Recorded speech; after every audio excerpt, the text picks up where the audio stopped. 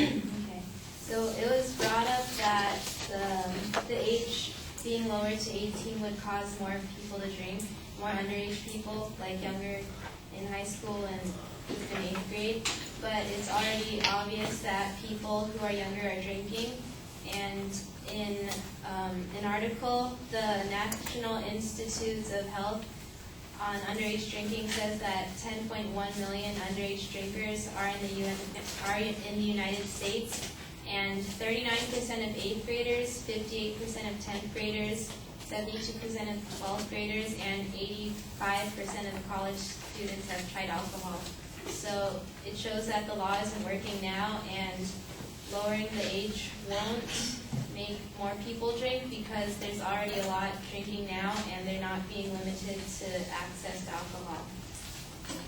And there's also a statistic that says that underage drinkers consume 4 to 5 drinks per occasion 5 times a month, whereas 26-year-olds drink 2 to 3 times per occasion, 2 to 3 drinks per occasion, and 9 times a month.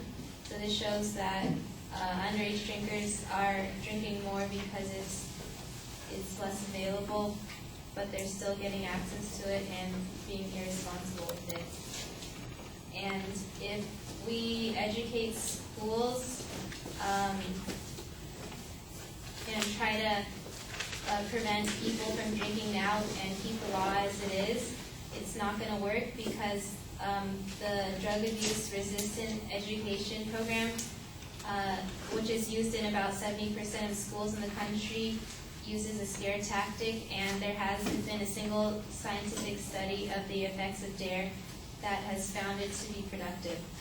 And it says there have been some studies that have found that the students who are exposed to DARE ended up using more frequently and more heavily. So to help the problems now, we should have parents teach better drinking habits. And Ruth Ings says that we need to reinforce the norm of moderation by making it clear that the abuse of alcohol is completely unacceptable by anyone. This would help stress that it is not drinking that is the problem, but rather drinking abusively that is the problem.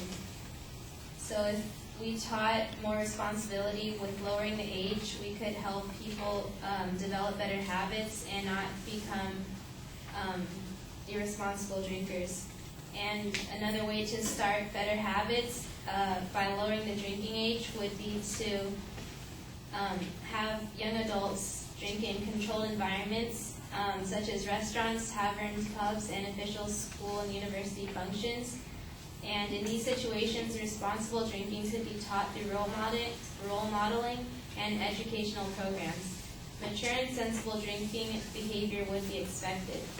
So that was also by Ruth Ings, and that would help people to develop better habits, and this could help Americans be more responsible drinkers, even with lowering the age to 18.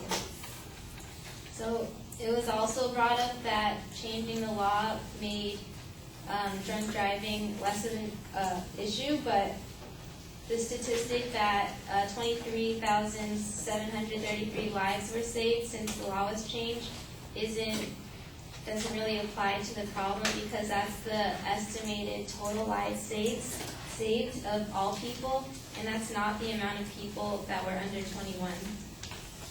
And it also needs to be brought up that 1,000 lives, more than 1,000 lives of 18 to 24-year-olds are being lost each year off the highways.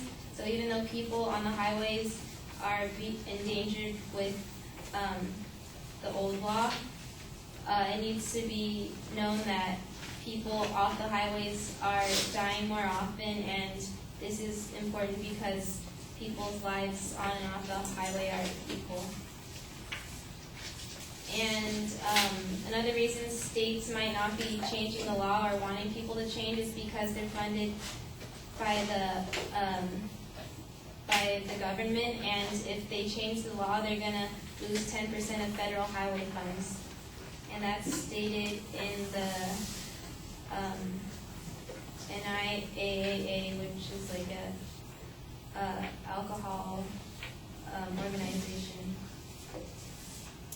And it was also said that there's brain damage from drinking, but the ways that they've measured brain damage was through using rats, and it's not clear that rats have the same effects on brain damage that humans do.